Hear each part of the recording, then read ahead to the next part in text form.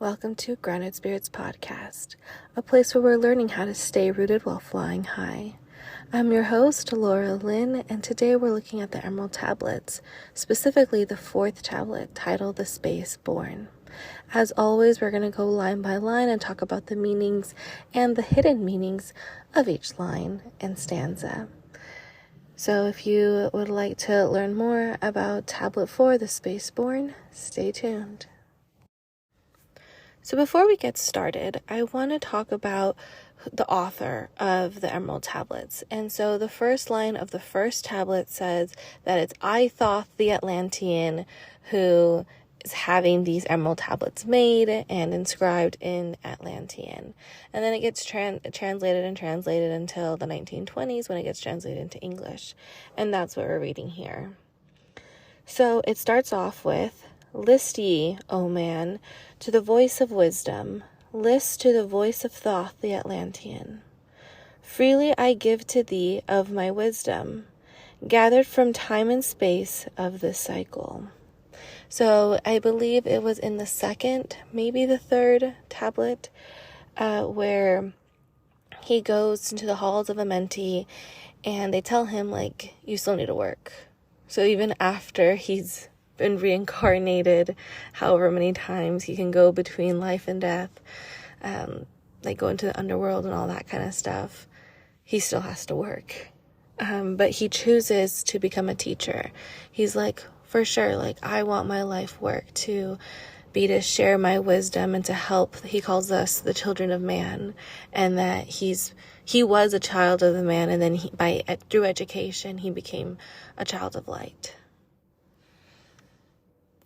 All right, so continuing on that same stanza, it says, "Masters of mysteries, son of the morning, living forever, a child of the light, shining with brightness, star of the morning." So I think this is just him talking about himself. He is a master of mysteries, that he says that was his motivation to go into the halls of Amenti and be done with human life, because he's I've become a master of mysteries. I know everything there is to know about being human. And that's why he went up to the halls of Amenti. But now he's saying that he's the son of morning, and it's S-U-N. So it's kind of there's been a darkness since Atlantis sunk. So he wants to be part of that new beginning. The next line, "living forever," is that he already did live forever, and now he's being told that there's nowhere else to go. He went up to the halls of Amenti where he thought that was the end of the end, because he's already died and come back multiple times. So now he's realizing that this is what he's going to do for the rest of his life, basically. So living forever, a child of the light. So it's interesting, I said it earlier, the children of light versus the children of men. But the way that he's saying it here, I think that he's talking about now he's maybe the masters, the masters are of light, the different numbers from tablet 3. Their names were the numbers. But he's saying that he's a baby in this kind of work. Shining with brightness, star of the morning.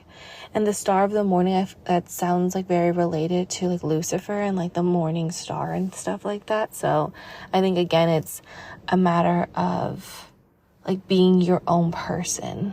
And that's why it's shining with brightness, because when he was in the halls of Amenti, he saw all of these souls that were lighting up.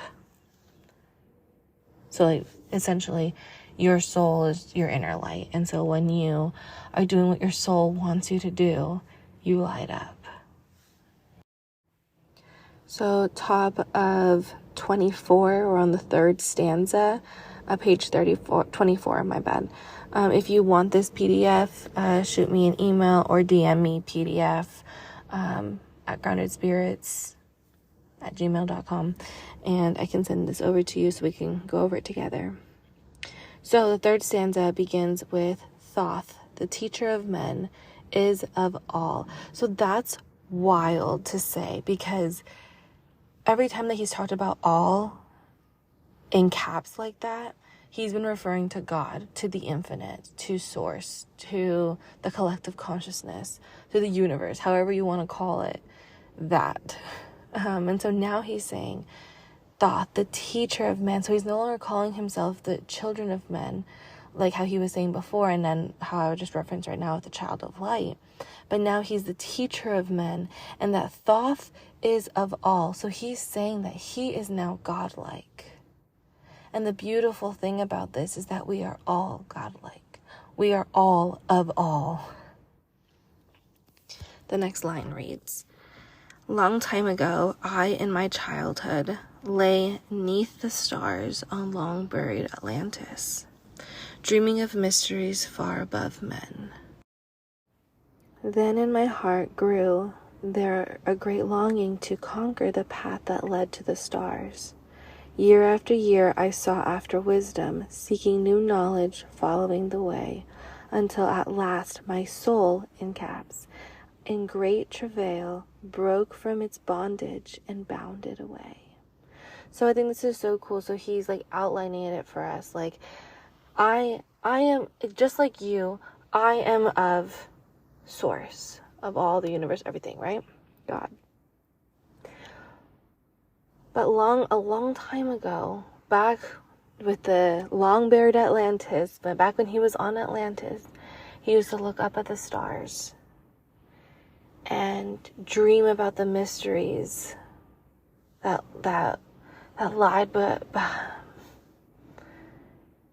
lie beyond men. And that his heart wanted it so bad that his heart led him to education.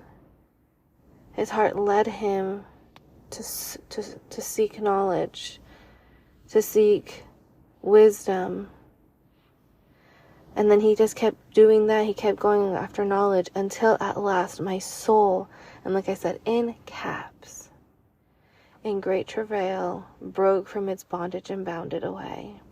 And I think that's so cool because this is what my dissertation's about, and so it's like wild to see it in this. I didn't expect the two worlds to collide like this. But everybody says this. Everybody says, keep learning and your soul will be free. And I'm like, I've been learning. When's my soul going to be free? And that's what I'm going to try to find out with my dissertation. Free was I from the bondage of earth men. Free from the body I flashed through the night. Unlocked at last for me was the star space. Free was I from the bondage of night. Now to the end of space sought I wisdom, far beyond knowledge of finite man. So does this mean like he's like astral projecting? Because I feel like you can do that with your soul still in bondage. But it's like wild, like how free he feels. That he's free from the bondage of night, free from the body, free from the bondage of earthmen. That he can go beyond any knowledge of a finite man. So I think it's more than astral projecting. I think that it's like we can't even describe the amazing feeling that your soul will feel once it's free. Like you can't even conceptualize what that would be like until you are actually there, until you actually feel it. So that's wild. To be able to be that detached from everything. Continuing on. Far into space, my soul, still capital, traveled freely into infinity's circle of light. Strange beyond knowledge were some of the planets, great and giant beyond dreams of men. Yet found I law in all of its beauty, working through and among them as here among men. So he's saying that when your soul is free, then you can grow and shrink as you please. So he's saying the way that he works with men, he was doing that with planets now. Like, since his soul is free, he's able to communicate with the souls of planets. That's really trippy, because in my book, Monorail, Passage Through Water, I do talk about this, about like going through the different levels, and Reina, the main character, she has a whole conversation with the Holy Spirit. And what's crazy is that at the time when I was writing it, like, I was literally like asking the Holy Spirit, and then just like my finger, like the Holy Spirit would answer through my fingers, like when I wrote that. Like, it's like 100, it's like I was channeling it, 100% accurate. But yeah, she said something along these same lines of, she's like the God of the universe that is my body. So like, if every single cell is a human that make up my body, she's the God that they would pray to, or that they would believe in or not believe in. So it's interesting that it's like now showing up here as well, that you can basically, in that scenario, Reina is Thoth and the planets are the Holy Ray. So that's interesting. Flashed forth my soul through infinity's beauty. Far through space I flew with my thoughts. What a beautiful feeling. Especially like someone like me whose thoughts are always going a million miles a minute. To be able to fly with my thoughts, that would be incredible. And then it's so cool because early modern philosopher, English philosopher, woman philosopher, Anne Conway, she says that even our own mind and our own body, our own soul, they have their own mind, body, soul, and spirit. Isn't that insane? So wouldn't it be so cool to like vibe with the soul of your thoughts? I feel like that would be incredible, to be able to once your soul is free, to be able to connect with the souls of everything within you and outside of you. Because at the end of the day, everything is you. This is one of the reasons why I love Grounded Spirits, because I feel like we can get into like really deep discussions, and there is no line between like the spiritual and the academic, or like high weed thoughts with philosophical thoughts, because at the end of the day, I feel like they're one and the same. And drugs have become so stigmatized to oppress people that we don't even understand how beautiful the gift is that plants create this transformation inside of us.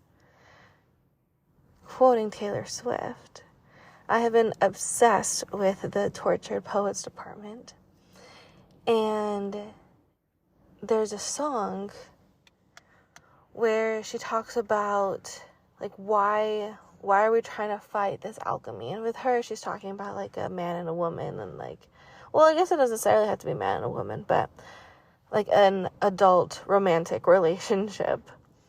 And saying like, why are we trying to fight this? Like, we're gonna completely change each other, but it's what's meant to be, so why fight it? Just let it happen.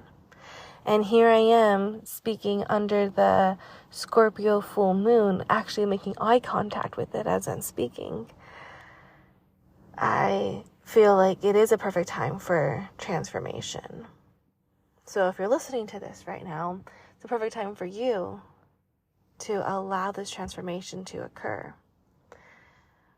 Like wherever you are in your life. But what I'm relating to it here is that this transformation is occurring with plants. And so we have this beautiful relationship that we breathe in the air they make, they breathe in the air that we make.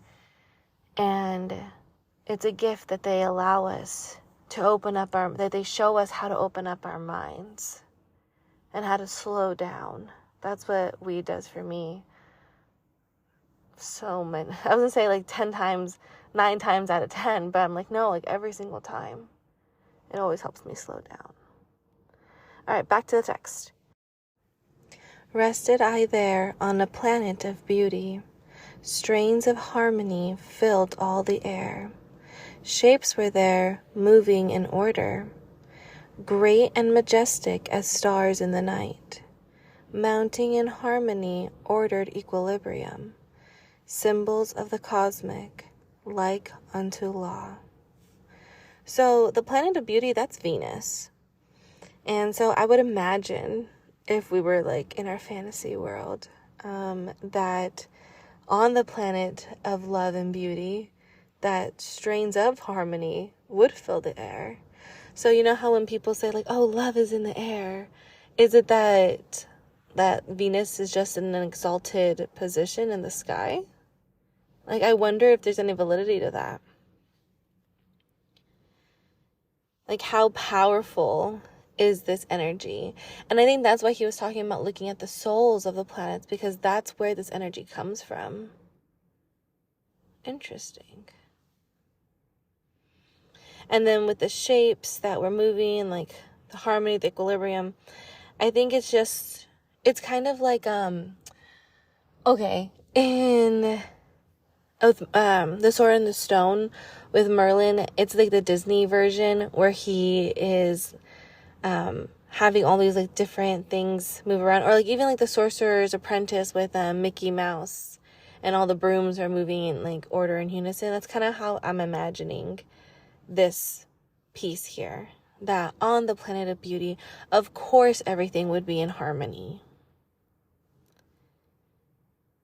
And I wonder, like, he must experience trauma from his homeland sinking, and how he says the long buried Atlantis, and capitalized Atlantis, like in all letters are capitalized.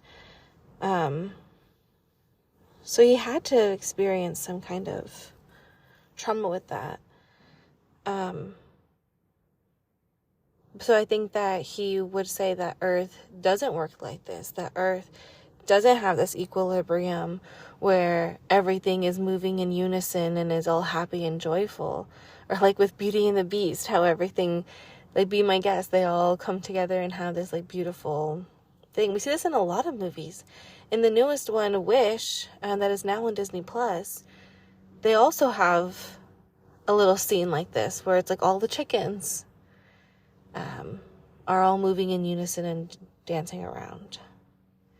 I wanted to also mention that in this stanza, order, cosmic, and law are capitalized, but harmony, majestic, and equilibrium are not. So I wonder what that's about. I'm not too sure. Unless it's supposed to be like the order, cosmic, law as like one thing instead of it being these separate ones. I don't know. We're going to move on. Many the stars I passed in my journey, many the races of men on their worlds, some reaching high as stars of the morning, some falling low in the blackness of night.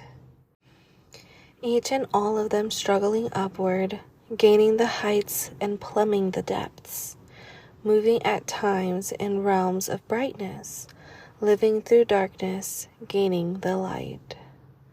Know, O man, the light is thine heritage. Know that darkness is only a veil. Sealed in thine heart is brightness eternal, waiting for the moment of freedom to conquer, waiting to rend the veil of the night.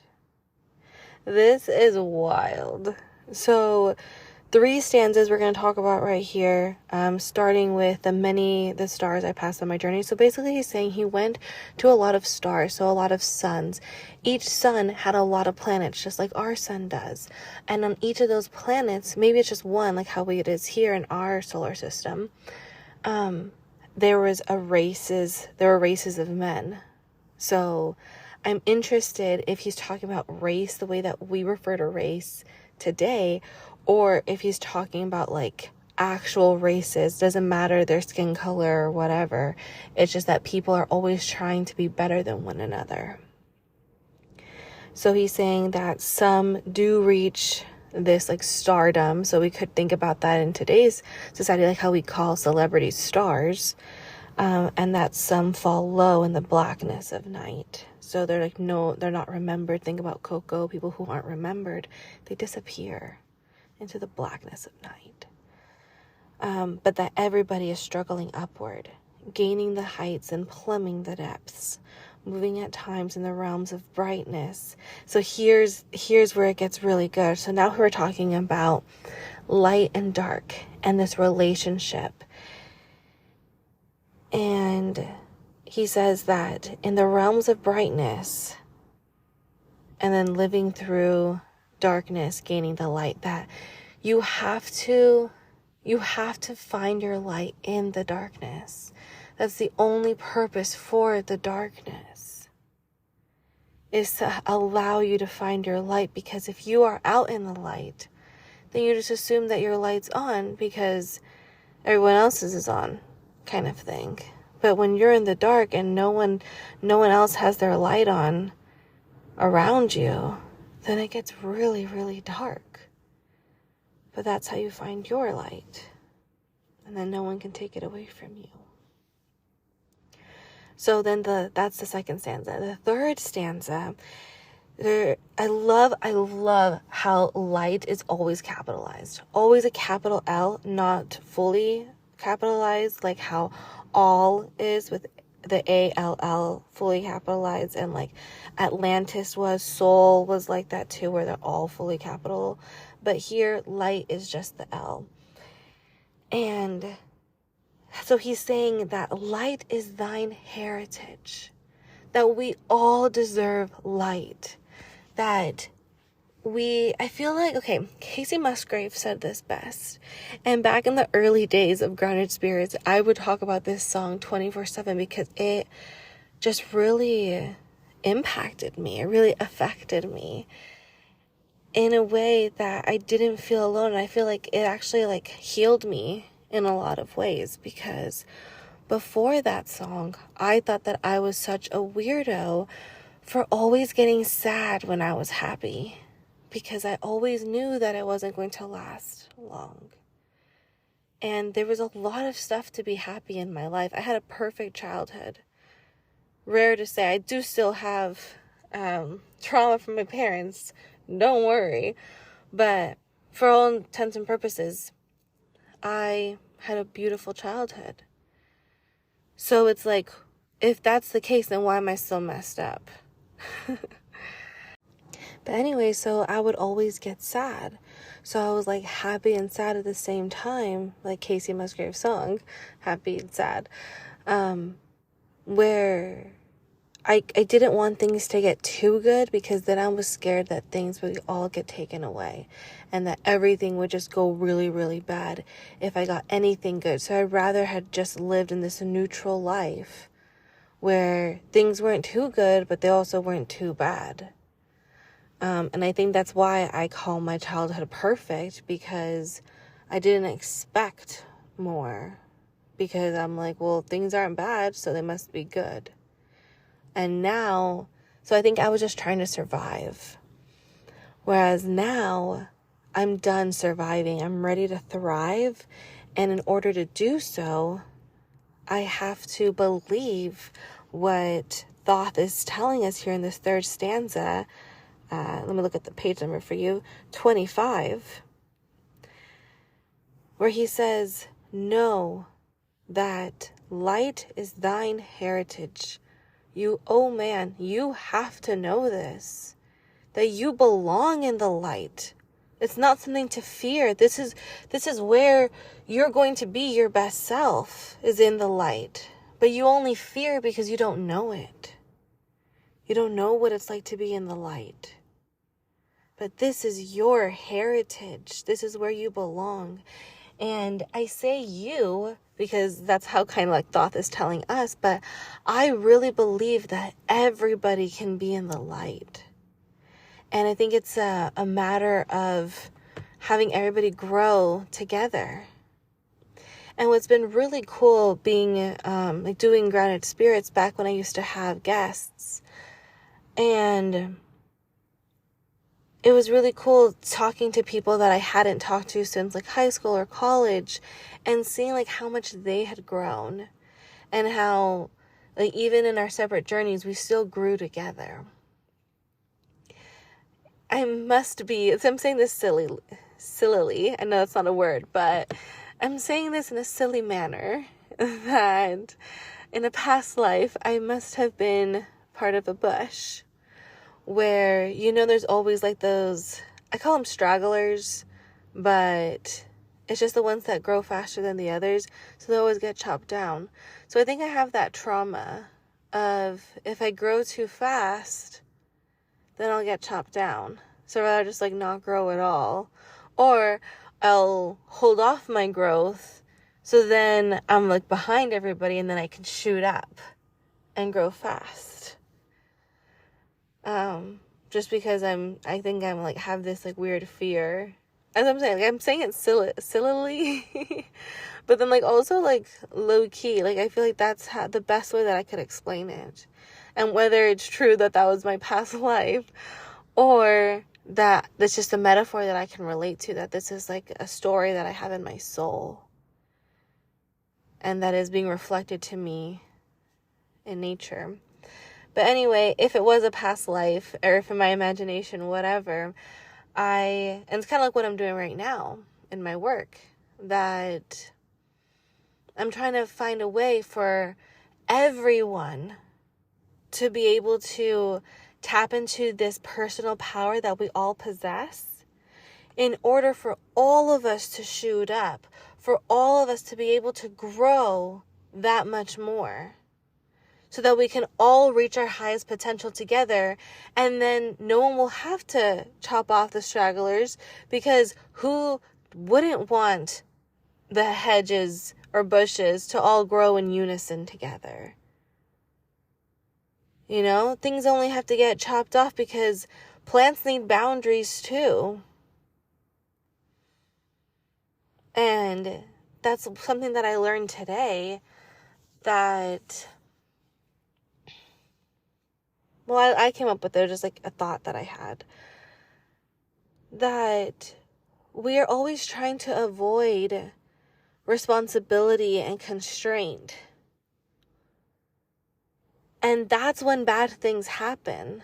Whereas if we can deprive ourselves in small spurts, then you're still working with that darkness. Because we always need that equilibrium. But then we can actually live in the light. If we're open to change and open to everything, we can live in the light and not be scared that bad things are going to happen. We can actually feel free and actually be happy without worries, without bad things happening. And it has been so hard for me to believe that. But then here it is in the Emerald Tablets. Know, O man, that light is thine heritage. Know that darkness is only a veil. And right now, we're all trapped in this veil of the world falling apart. I feel like ever since COVID, we're just like, oh, another thing, oh, another thing, oh, another thing, oh, okay, I guess. Like, what? Like, what has happened since, like, I feel like we have already, there is such a distinction pre and post COVID. Like, I'm really interested to see the long-term effects of this, as far as like chaos happening in the world.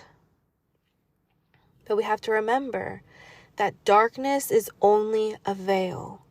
And know, oh man, that light is thine heritage. So we can have hope that America will be the United States of America again.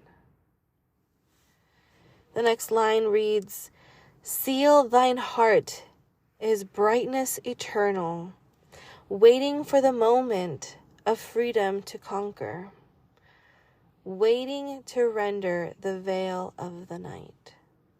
So I think this is why people have cold hearts or like people need to have their hearts broken, because I think that our hearts are made of stone at first, to be able to seal it, how it's saying here, seal thine heart is brightness eternal. Or maybe it was like we could seal it, like we could actually like put like a little, like, you know how camels, they have two eyelids, like one to like actually like how we have them, like to not be able to see anymore, and the other one, it's like a thin veil so that the sand doesn't get in their eyes, but they can still like see through it. I kind of feel like it's like that's what they're talking about here, where we could seal or open our hearts depending on who we were talking to, but then we forgot how to unseal our hearts. We forgot how to do that because we just stopped trusting people. And then that's why now we need to have our hearts broken in order to be able to bring out that inner light. So how it says here, sealed in thine heart is brightness eternal, waiting for the moment of freedom to conquer. So this is like with the freedom of the soul, which is what my dissertation's on, and what I were talking about a little earlier, that once your heart is open and once your heart is accepted by the rest of the parts of you, then the moment of freedom to conquer is here, and then that's what will get rid of the veil of the night, the veil of the darkness, so that you can go back to the light where you belong. All right, next line. Some I found who had conquered the ether, free of space were they, while yet they were men, using the force that is the foundation of all things. Far in space constructed, they a planet, drawn by force that flows through the all, condensing, coalescing the ether into forms that grew as they willed. Outstripping in science they all of the races, mighty in the wisdom, sons of the stars. Long time I paused, watching their wisdom, saw them create from out of the ether cities. Gigantic of rose and gold, formed forth from the primal element, base of all matter, that ether far flung.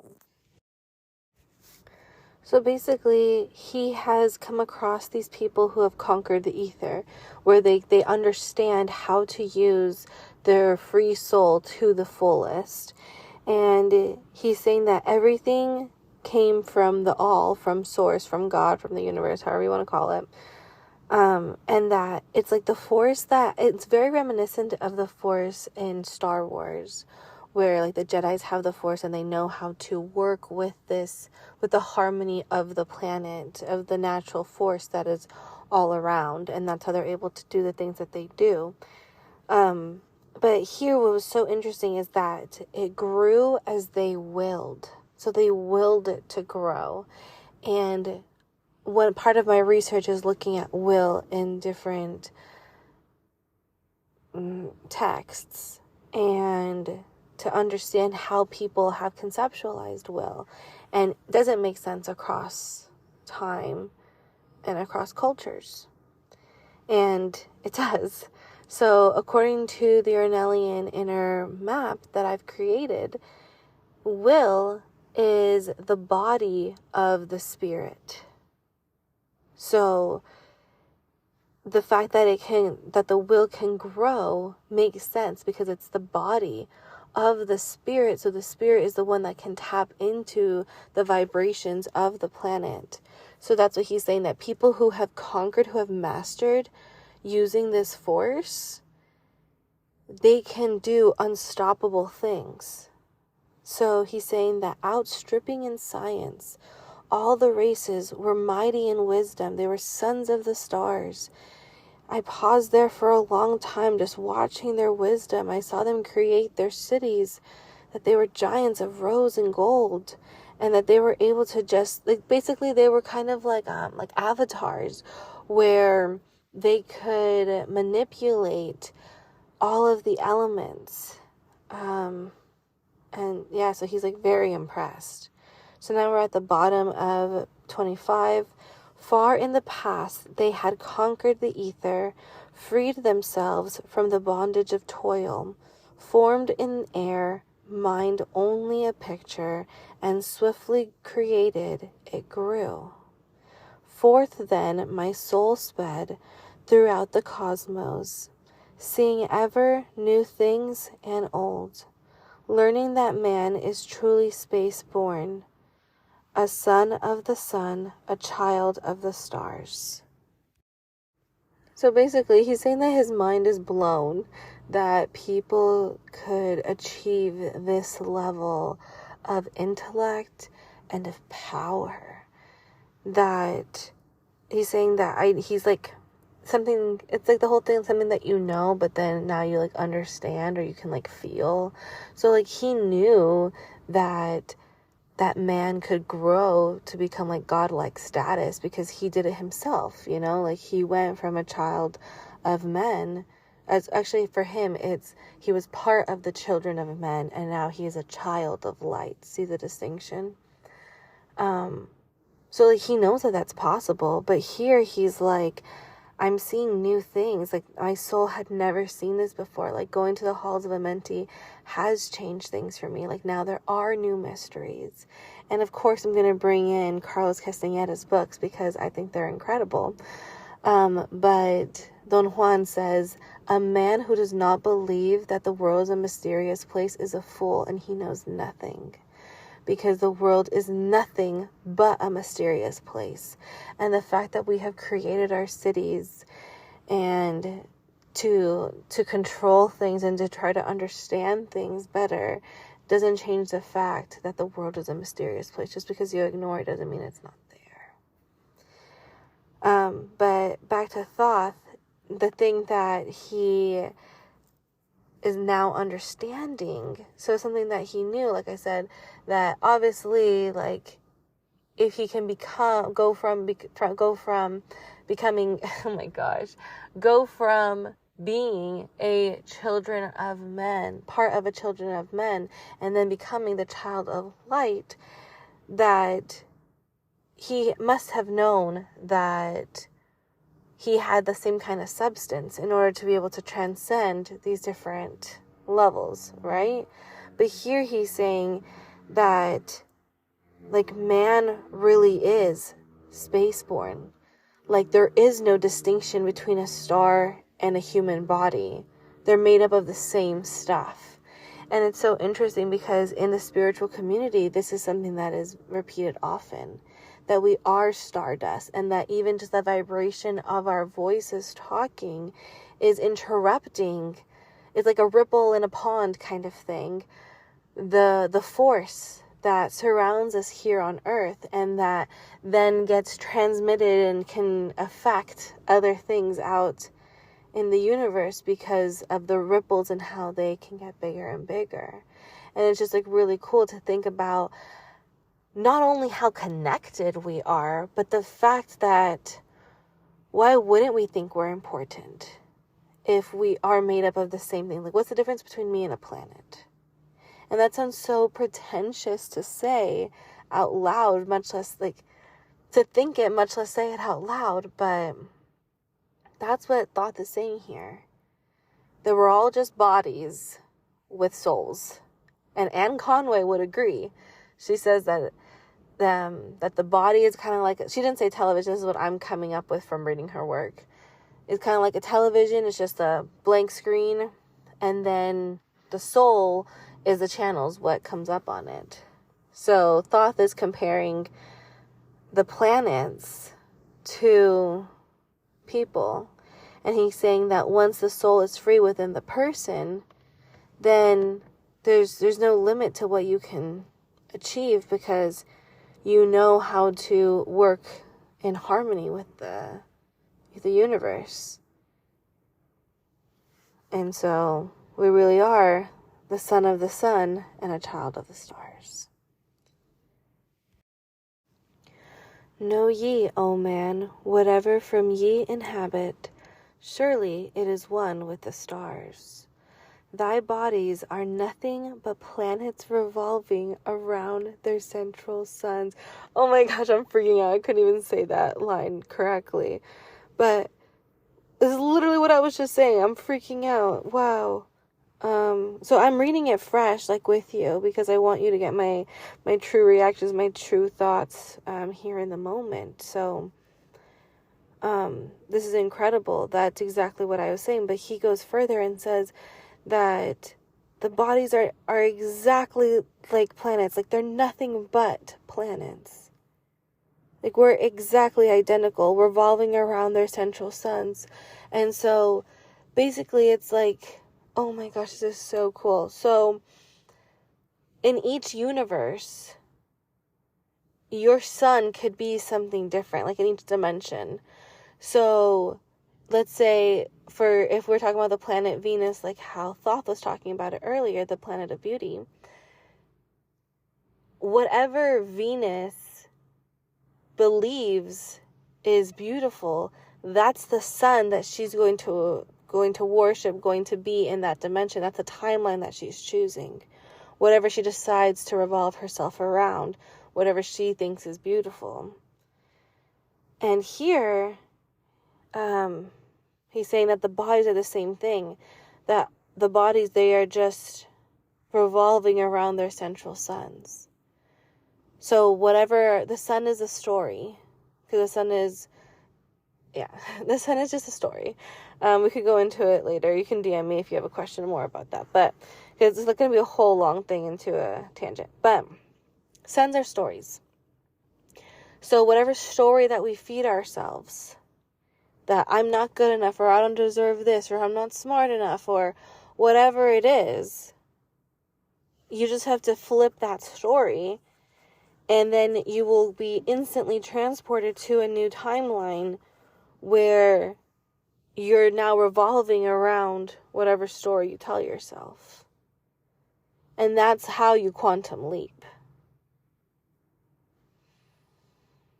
Okay, moving on. When ye have gained the light of all wisdom, free shall ye be to shine in the ether. One of the suns that light outer darkness, one of the space born grown into light. Just as the stars in time lose their brilliance, light passing from them into the great source, so, O man, the soul passes onward, leaving behind the darkness of night. Formed forth ye from the primal ether, filled with the brilliance that flows from the source, bound by the ether coalesced around, yet ever it flames until at last it is free. Okay, so in this part, he's talking about, like, once you have learned everything that you can learn, and that you have achieved all wisdom, then that's how your soul becomes free, like he was saying before. And then that's when you are able to come into this ether and be able to, like, manipulate energy. You'll be able to see the force and do all that kind of stuff.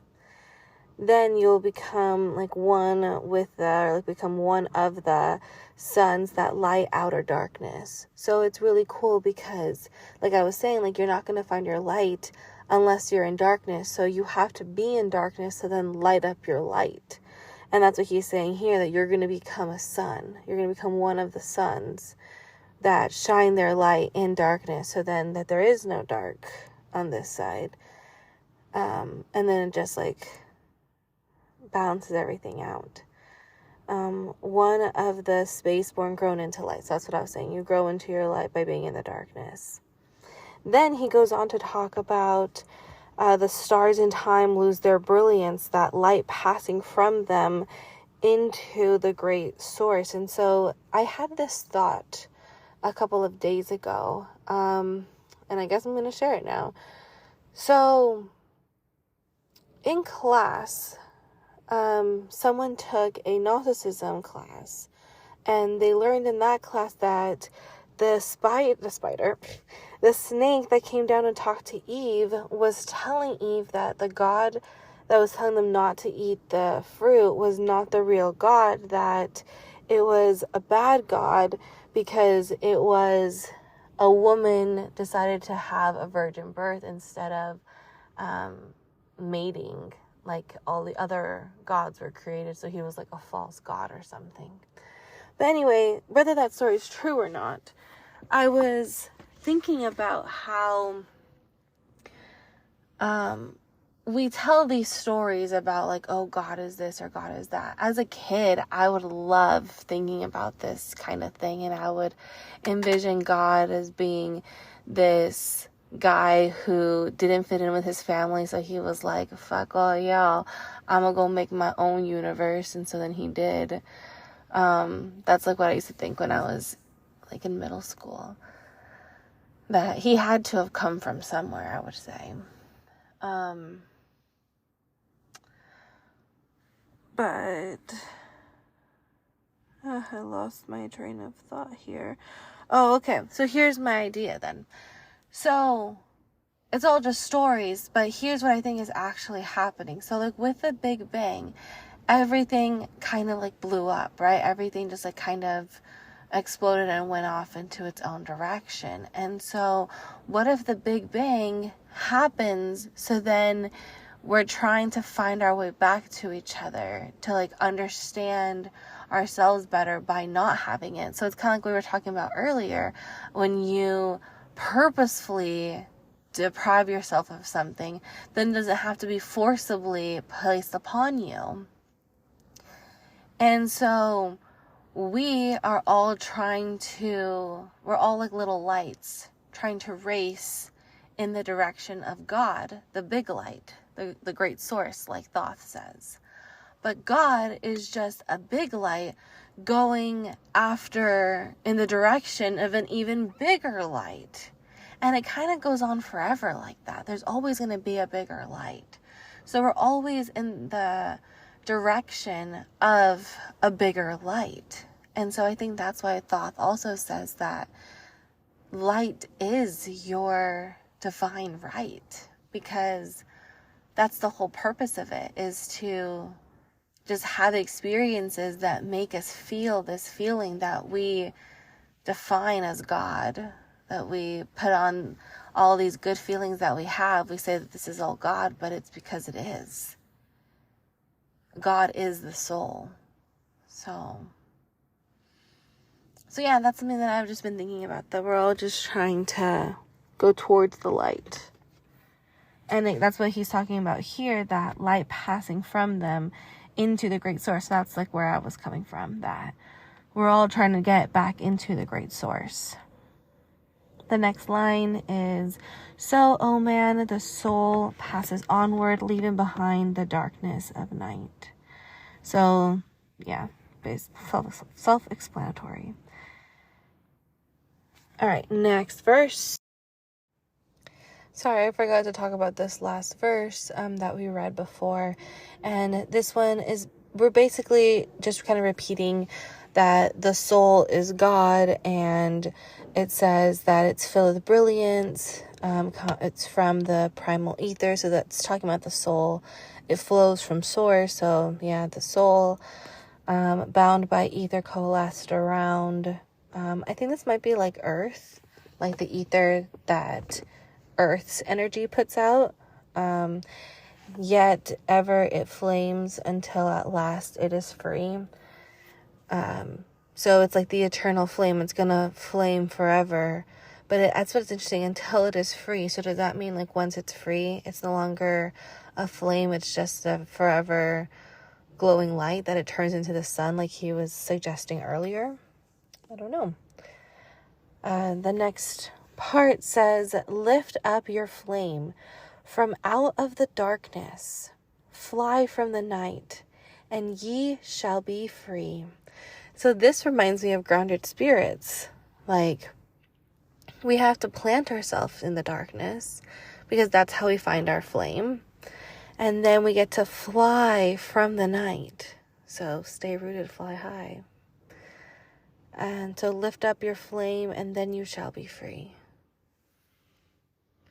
Traveled I through the space-time, knowing my soul at last was set free, knowing that now might I pursue wisdom, until at last I passed onto a plane, hidden from knowledge, known not to wisdom, extension beyond all that we know.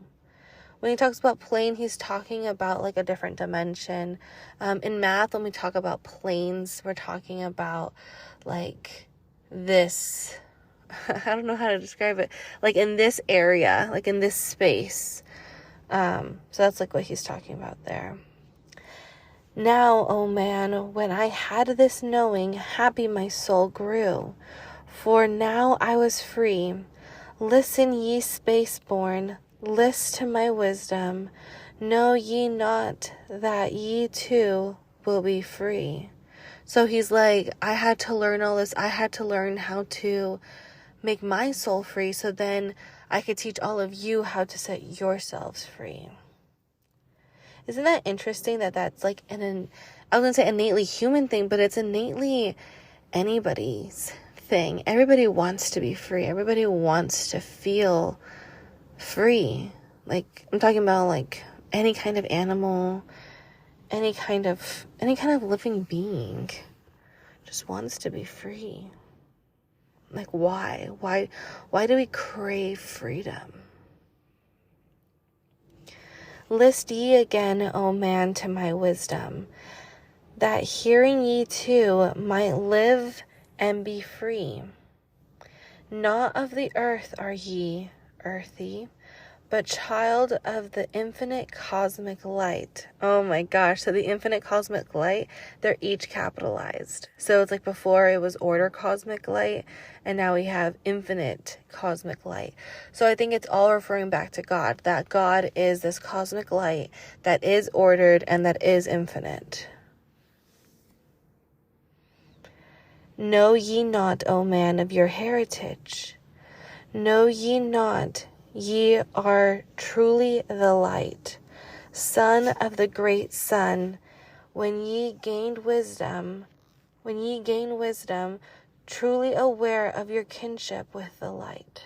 So he's saying the whole point of education is to have like a buffet of knowledge so that you could find the one piece that wakes you up, that makes you feel alive, that by reading this or studying this is what you were born to do, you feel like. And then from this place of study, then go on and do what you need to do. Get the jobs that you need to get to be able to further pursue this one thing that you love. And I think that no matter what profession you end up doing, by choosing one thing that is yours, you'll always have it in the back of your mind to be able to still be part of this academic community.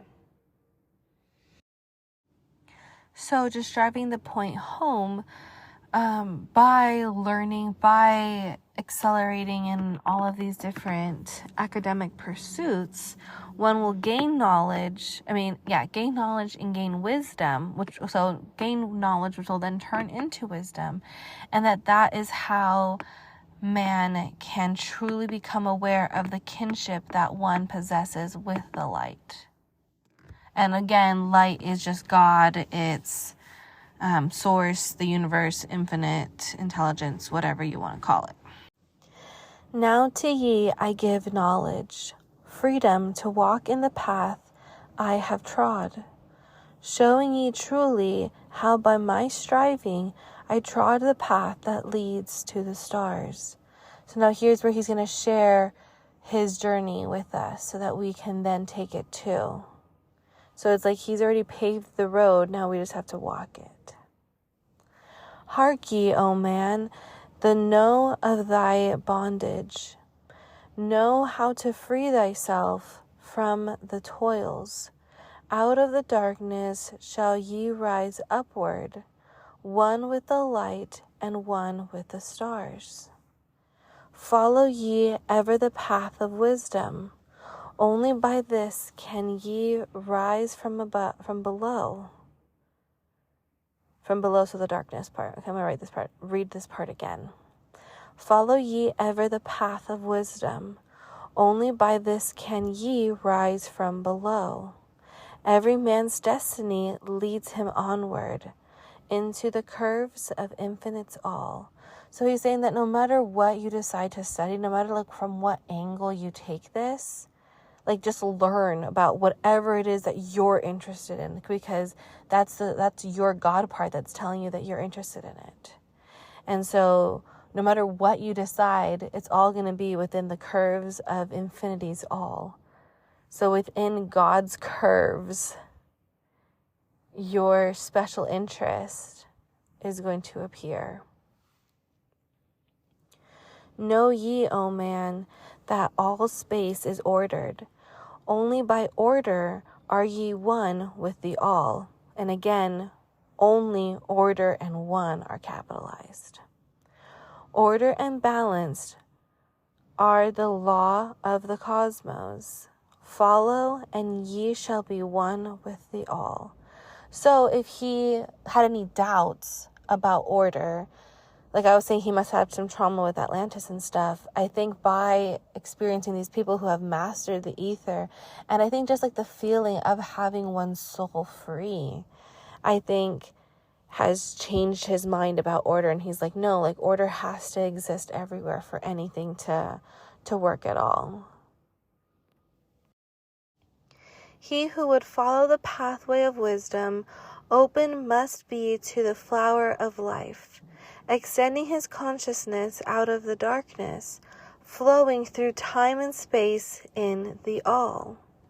Deep in the silence, first ye must linger until at last ye are free from desire, free from the longing to speak in the silence. Conquer by silence the bondage of words, abstaining from eating until we have conquered desire for food.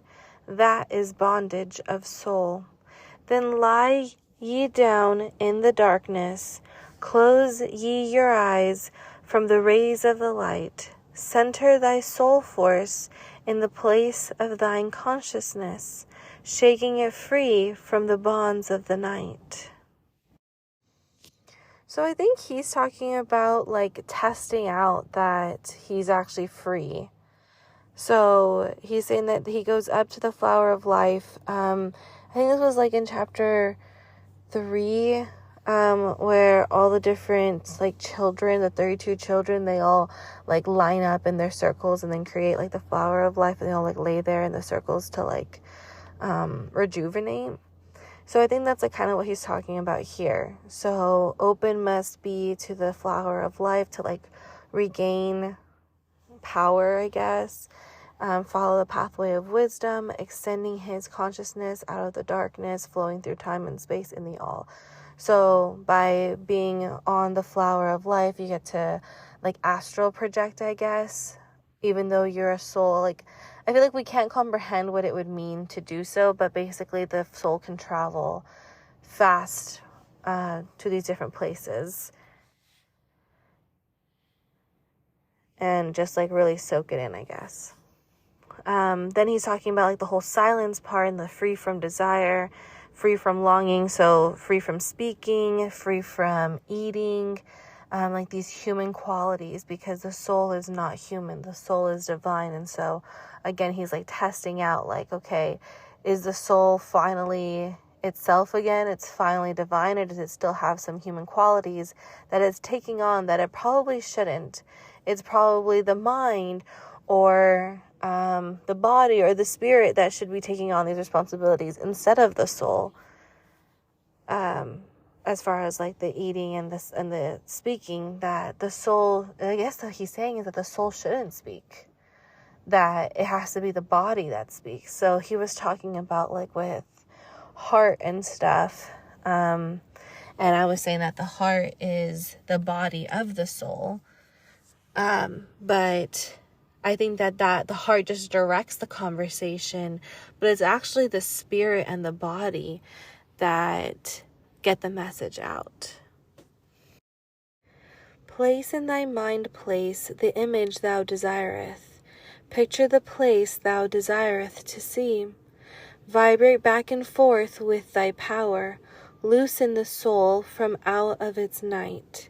Fiercely must thou shake with all of thy power, until at last thy soul shall be free. So here he's saying like how to free your soul. So like once you have this knowledge, he's saying, then you just like think of a place that you want to be, and then you just kind of vibrate back and forth, and you loosen the soul from out of its night. And earlier he was talking about shaking it free from the bonds of night. And to do that, we have to center thy soul force in the place of thine consciousness. Lie down in darkness, close ye your eyes from the rays of the light. And then you're able to like literally shake yourself free from it, from these bondages of the night, of all of the fear that we have. That's of the night, of anything negative. I always talk about absolute valuing shit. Like if things look bad, in my head, like I have all these doubts and these worries, I'm like, nah, just absolute value that shit, and then it's done, it's gone. We're only looking at the positive thing. And then I don't think that's like negative positivity, because it's a form of acceptance. I'm at a place where if the bad thing does happen, okay, I'm not gonna fight it because I don't have any control over it.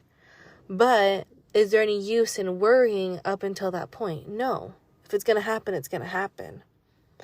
So by absolute valuing it, I'm like, okay, I'm only going to focus on the good part. But if the bad thing happens, I'm okay too. Mighty beyond words is the flame of the cosmic, hanging in planes unknown to man, mighty and balance, moving in order. Music of harmonies far beyond man, speaking with music, singing with color, flame from the beginning of eternity's all. Spark of the flame art thou, O my children, burning with color and living with music. List to the voice, and thou shalt be free. Isn't that incredible? The things that people tell us not to do that are a waste of time because they're not going to make quote unquote money. Music and art. And he's saying that through music and art, that's how you set your soul free.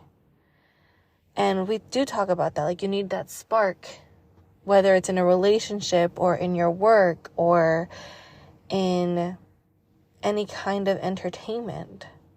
You're always looking for that spark.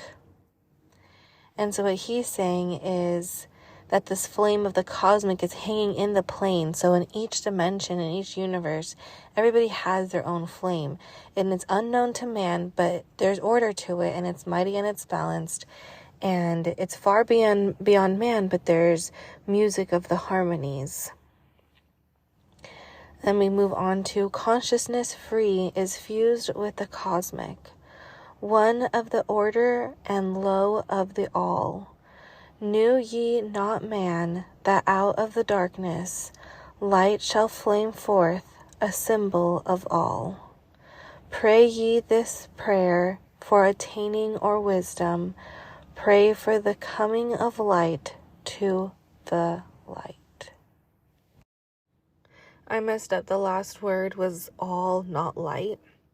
So light shall flame forth, a symbol of all. Oh, my bad. Prayer for the coming of light to the all. I think I said light to the light. But basically what he's just saying is that everything comes back to source, everything comes back to God. We're all one, we all have the same flame, that we all pray for the same thing. We all pray for the coming of light. Nobody wants to be in the veil of darkness, but it is necessary. But it's necessary just to remind us who we are, and then it goes away. So, something to think about. Mighty spirit of light, and spirit and light are fully caps. Mighty spirit of light that shines through the cosmos, draw my light closer in harmony to thee. Lift up my fire from out of the darkness, magnet of fire that is one with thee all. Lift up my soul, thou might and potent, child of the light, turn not away. Draw me in power to melt thy furnace, one with all things and all things in one, fire of the life strain and one with the brain. When ye have freed thy soul from its bondage, know that for ye the darkness is gone. Ever through space ye may seek wisdom, bound not by fetters forged in the flesh. Onward and upward into the morning, free flash, O soul, to the realms of light. Move thou in order, move thou in harmony. Freely shalt move with the children of light. Seek ye, know ye, my key of wisdom. Thus, O man, ye shall surely be free. And key was capitalized. So in these last 4 stanzas on page 28, this is the last of the tablet of the space born. And basically, I think this is like more of like a prayer, like, please help my fire come out of the darkness and into the light. But I think it's kind of like we have to light up in the darkness so that we can find other lights in the darkness, and then we become really light over here, and then people that are in the light right now, then they'll go to the darkness for a little bit, and then they'll have light, and we'll kind of go back and forth like that, because we still need to make sure that everything is in equilibrium, everything is in harmony, like it says here, as well. So I really like how it also talks about like one with fire, with the life strain, one with the brain, one with the all, it's the magnet of fire. And yeah, so this was a cool one, talking about like souls and fire, and really understanding like what space means and how much can get covered once we free our soul. So next week, we're going to be moving on to tablet number 5, the Dweller of Anal. So stay tuned for that next week. Bye, everybody.